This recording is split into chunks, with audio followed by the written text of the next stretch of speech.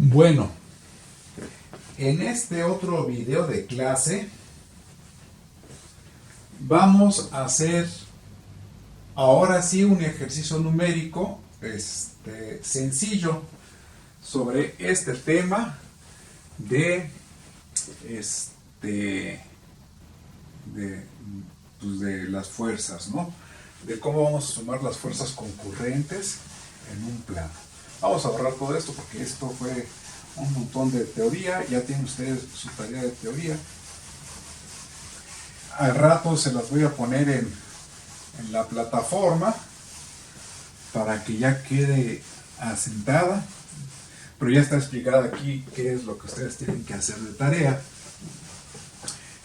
Yo creo que es una tarea sencilla, nada más son los despejes, hay que seguir el ejemplo del seno que puse y en la primera parte, paso a paso. La segunda parte de la tarea, bueno, pues nada más en las fórmulas que salieron ya en las principales, ya no en los pasos intermedios, hacer el cambio de variables, ¿no?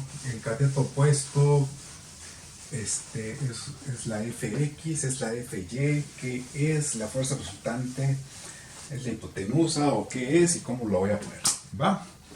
Ahora hagamos un primer ejemplo sencillo, pues es lo que nos queda nada más que hacer, ¿no? Yo aquí tengo mis ejes cartesianos X y Y y tengo una pequeña fuerza que va en esa dirección.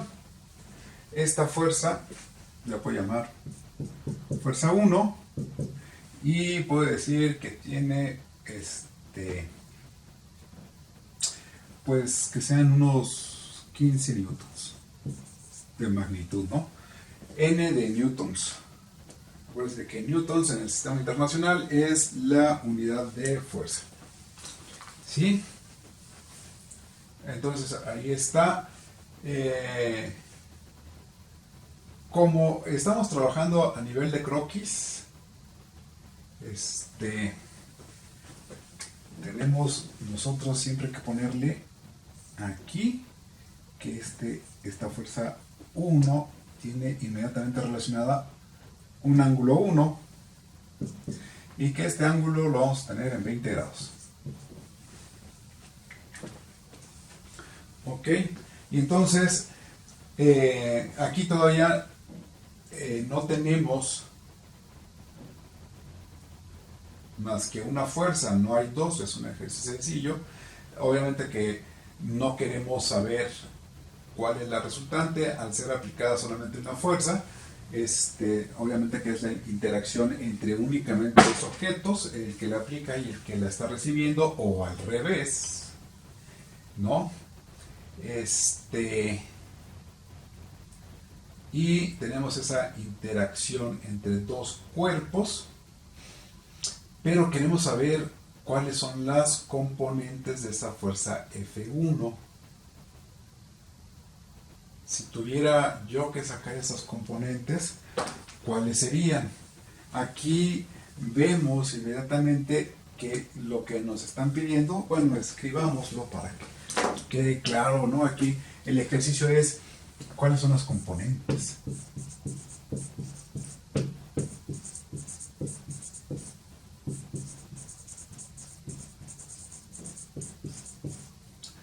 De F1. Aquí un paréntesis, ¿cómo voy a escribir las fuerzas? Usualmente las voy a escribir con mayúsculas y usualmente, a menos de que tenga alguna otra forma por la necesidad del problema, pero a una fuerza pues me voy a referir con la letra F mayúscula y luego le voy a poner un subíndice 1, 1, 2 o FA, por ejemplo, si estoy hablando de la fuerza A mayúscula, pero en subíndice. O sea, si yo alguna vez les llego a decir FA, no es esto. Estaría mal, no es. Sería F por alguna A sería alguna otra variable que me representaría alguna otra cosa. ¿No? Tendría que ser F subíndice A. Siempre son subíndices, si son números, F subíndice 1. Lo que pasa es que ya con la manera un poco más rápida de hablar es difícil que uno esté diciendo subíndice F1. La manera correcta sí sería decir F subíndice 1. La fuerza F subíndice 1. Pero de la manera rápida uno ya simplemente dice F1, pero uno debe entender que no es F1, sino que es F1. Mal y mal. Esa estaría bien, fuerza F1, fuerza A, fuerza B o fuerza la que sea, ¿no? De la fuerza resultante también no tenemos FR. Eso estaría mal, es F subíndice R mayúscula. Inclusive podemos tener nosotros la fuerza F subíndice A minúscula. ¿Sí? ¿Cuál estaría mal? Si en vez de poner subíndice A minúscula pusiera FA, FA, pues estaría mal. ¿Sí? Entonces, digo, esto dentro de nuestra convención, porque al momento de estar llamando alguna cosa, cada quien puede hacerlo como quisiera, siempre y cuando lo estableciese primero. Ese es el detalle, ¿no? Siempre, si yo voy a utilizar una nomenclatura distinta a la ya convenida, pues sí lo puedo hacer, pero me voy a pasar un buen rato explicando que las fuerzas las voy a escribir de tal manera, los ángulos los voy a escribir de tal manera, etcétera, etcétera. Un preámbulo de definiciones. Entonces, para no caer en esos preámbulos de definiciones, estar en cada ejercicio perdiendo tiempo, nos evitamos problemas y ya utilizamos la manera convencional, la manera que estamos estableciendo para escribir cada una de las fuerzas. Repito, puede ser cualquier nombre, pero por convención y facilidad, pues utilizar lo que estamos haciendo, ¿no? Entonces la pregunta es, ¿cuáles son las componentes de las fuerzas? Una de las cosas que siempre les digo, sobre todo para los exámenes en clase, es que pues no pueden llevar formularios. Pues ustedes están ahorita en casa, sí pueden sacar, pues es muy difícil que uno les diga que no pueden sacar cosas porque están en su casa y pueden sacar cosas que, bueno, pueden sacar de todo, ¿no? Pero suponiendo pues que ustedes están en un ambiente un poco más revisado, como un salón de clases donde uno los puede revisar y ver que no tienen realmente un acordeón. A propósito, acuérdense que en la página una de las actividades libres es la formación de un acordeón, en donde ustedes libremente y entre compañeros tienen que subir todos estos conceptos. ¿Cuáles? ¿Cómo escribir una fuerza? ¿Qué significa un ángulo?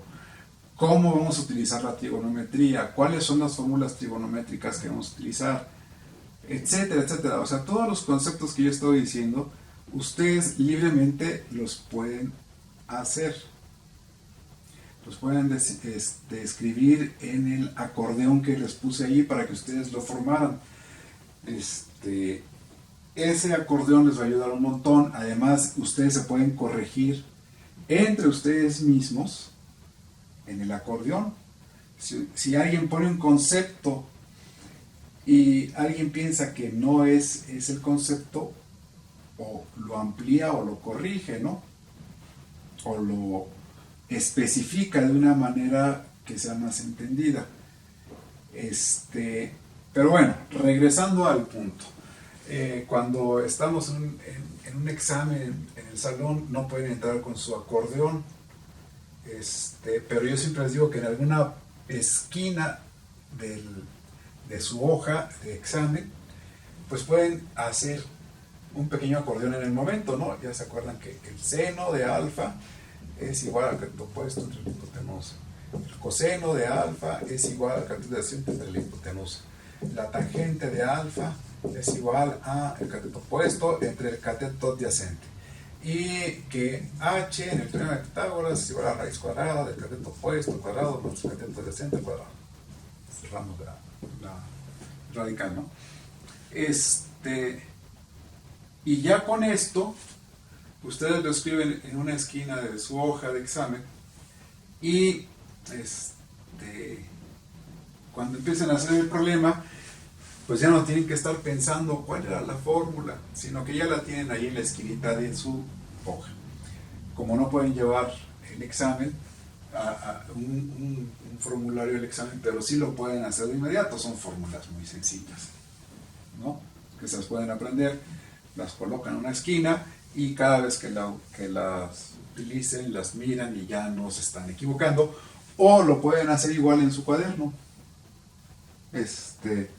En su cuaderno, cada vez que resuelvan uno de los ejercicios que vamos a poner, pues rápidamente van y ponen esto, ¿no?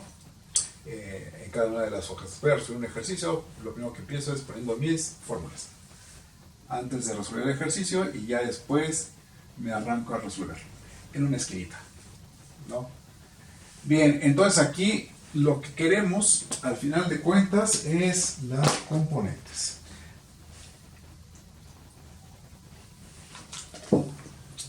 Decimos, pues primero lo dibujamos, ¿no? Lo dibujamos en croquis. Son croquis indicativos estos.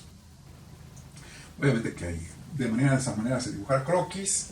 Ustedes tranquilamente lo pueden dibujar bien con escuadras en sus apuntes. Primero que nada, yo digo, tengo esta fuerza F1 aquí están haciendo en el origen de mi plano cartesiano y se viene hasta acá. Aquí le marco una vertical o paralela al eje Y marco en donde cruza con el eje de las X. Y luego puedo marcar una paralela de aquí también desde la punta, pero al eje de las X hasta donde cruza con el eje de las Y. Y aquí tengo otra. Entonces tengo dos componentes. F subíndice 1 en X y F subíndice 1 en Y, que es esta y esta. Lo puedo dejar así y trabajar con estas dos, o puedo decir, pues no veo el ángulo rectángulo. Al final de cuentas, el ángulo rectángulo pues va a estar aquí. Esta la puedo trasladar acá y es la misma fuerza componente. Ahí está. ¿Sí? O sea que F1 en Y es esta, F1 en Y. Y este es F1 en X. Aquí tengo ya mi triángulo rectángulo. En este caso F1 ya sería pues la fuerza resultante de estas dos fuerzas. ¿Por qué me gusta poner esta aquí? Porque aquí se ve cómo se generan las dos fuerzas. De aquí están estas dos fuerzas, podemos pensar que están jalando, ¿no? Una jala para acá, la otra jala para acá, y por lo tanto se genera esta fuerza de esa manera. Claro, que cuando yo pongo la fuerza aquí me ayuda tranquilamente a saber cómo se genera la componente. Pero yo cuando quiero ver el triángulo rectángulo es difícil verlo aquí, mejor lo veo de este lado. ¿Sí? Entonces aquí con verde estamos marcando el triángulo rectángulo con el que vamos a trabajar. Y como les decía, el problema ya me está dando dónde está el ángulo. Mi ángulo es este. ¿Y cuánto vale? Ok, vale 20 grados. Otra cosa que es muy importante ahorita que empecemos a hacer operaciones con sus calculadoras es que se fijen que en su calculadora, ya sea física que la tengan en la mano, o que sea la calculadora científica del celular, o que sea la calculadora científica de la computadora, en la pantallita donde aparecen los números tiene que estar seleccionado o prendido, porque en realidad se prende nada más una D o un degree, ¿no? Hay veces que lo dice completo, usualmente dice deg. Tiene que estar encendido el deg para que podamos utilizar este procedimiento, que son grados, ¿sí? Son los grados hexadesimales, es cuando nosotros dividimos un círculo en 360 grados. Entonces empezamos aquí con el 0, empezamos a medir con 90 grados, aquí 180 grados, 270 grados, y cuando llegamos al mismo 0, llevamos 360 grados. Dividimos en grados y vamos a utilizar ahorita grados. Por lo tanto, su calculadora debe tener encendido en la pantalla una indicación que diga que la calculadora está en grados, porque puede ser una D o una DEG, ¿sí? Acuérdense que están los radianes, que sus calculadoras también pueden poner, ahí ponen una R mayúscula o una RAD, RAD, se enciende en su pantalla y son radianes, o centígrados, que se utiliza una G o un Ga. Entonces, si aparece en su pantalla de su calculadora, la que hayan escogido, si aparece una R o RAD, una G o GRA, no les van a salir los resultados. Entonces, por favor, verifiquen bien eso en sus calculadoras. Tiene que aparecer degree, una D mayúscula o una DEG, para que efectivamente los resultados sean coincidentes con lo que estamos haciendo aquí en la clase. ¿Ok? Bien, entonces ahora aquí se puede ver el triángulo. Tenemos la componente de la fuerza 1 en X, la componente de la fuerza 1 en Y. Y tenemos el triángulo, aquí marcamos dónde está el triángulo rectángulo, el ángulo rectángulo, y vemos que ya nos dijeron en el problema cuál es el ángulo que yo tengo que considerar.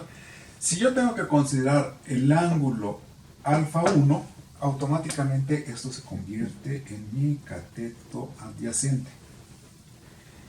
O sea que F1 en X va a ser mi cateto adyacente y F1 en Y va a ser mi cateto opuesto.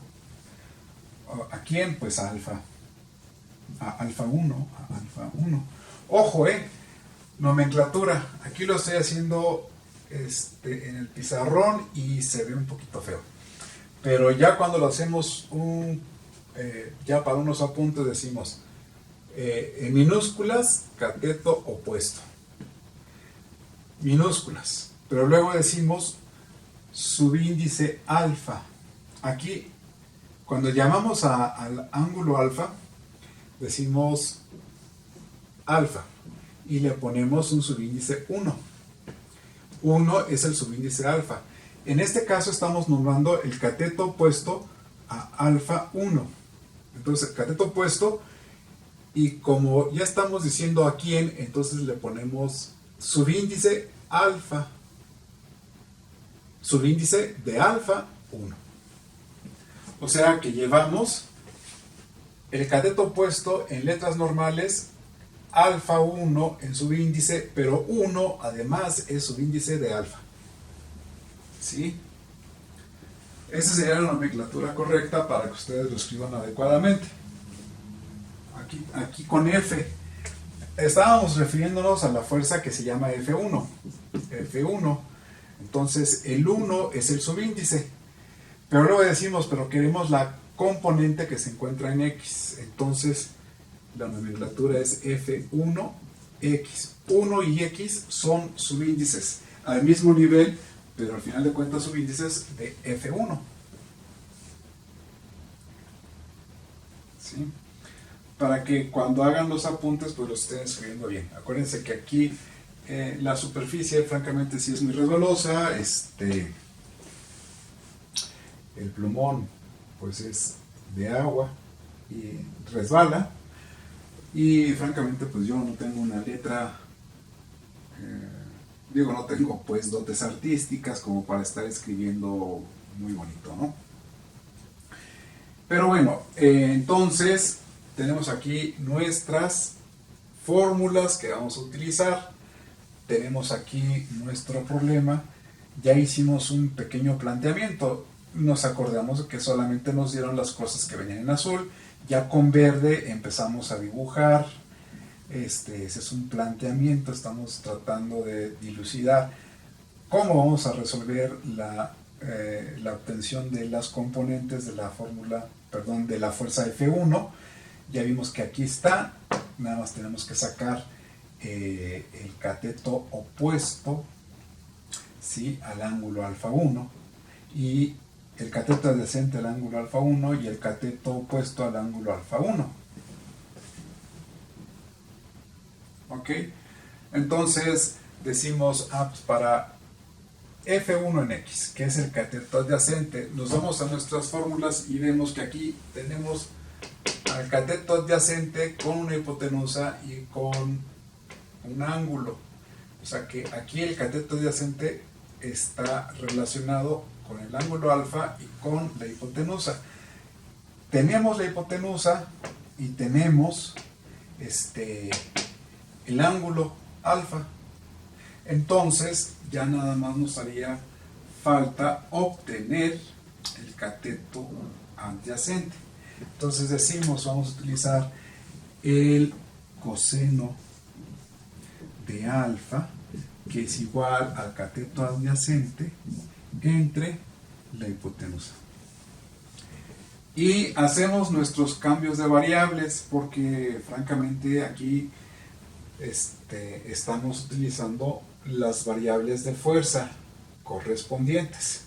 Entonces decimos el cateto adyacente es igual a F1 en X. ¿Sí? F1 en X. Y la hipotenusa es igual a F1. De aquí conozco alfa, conozco F1 y desconozco F1 en X. Entonces lo que voy a hacer va a ser despejar y dejar solito a F1 en X. Para lo cual lo único que tengo que hacer es, como F1 está dividiendo, lo voy a pasar multiplicando al otro lado. Pero al mismo tiempo voy a cambiar de lugar los dos miembros de la igualdad. O sea que me va a quedar F1 en X va a ser igual a F1 por el coseno de alfa, ¿no? Que es exactamente lo que dije. Primero cambié los miembros de la igualdad. Este miembro que estaba a la derecha lo pasé a la izquierda, y el miembro que estaba a la izquierda ahora está a la derecha. Al mismo tiempo y en un solo paso, lo que hice fue cambiar esos dos, y F1 que estaba dividiendo a F1 en X lo pasé a multiplicar al coseno de alfa. ¿Sí? Bueno, si quieren, para que sea paso a paso, el primer paso, quitamos esto, fue pasar F1 a multiplicar al coseno de alfa. F1 por el coseno de alfa va a ser igual a F1 en X. Y luego ya lo único que hice fue cambiar F1 en X va a ser igual a F1 por el coseno de alfa, cambiar los miembros de la igualdad o de la ecuación. Ok, F1. Y ya me queda ahora sí lo que voy a utilizar. Hago el cambio de variables a números, porque yo digo, bueno, es que F1 vale 15 newtons, y en vez de poner F1 pues le pongo 15 newtons. Esto va a ser igual a 15 newtons, si quieren le ponemos ahorita en paréntesis, por el coseno de alfa, y alfa son 20 grados. Ok, y ya con su calculadora, la que ustedes tengan, y por favor me gustaría que estuvieran haciéndolo al mismo tiempo. Espero que si tengan una calculadora. De hecho, ahorita que les suba el video, les voy a pedir que tengan una calculadora ahí directamente en las instrucciones de la plataforma. Y ya nada más lo único que tenemos que sacar es el coseno de 20 grados.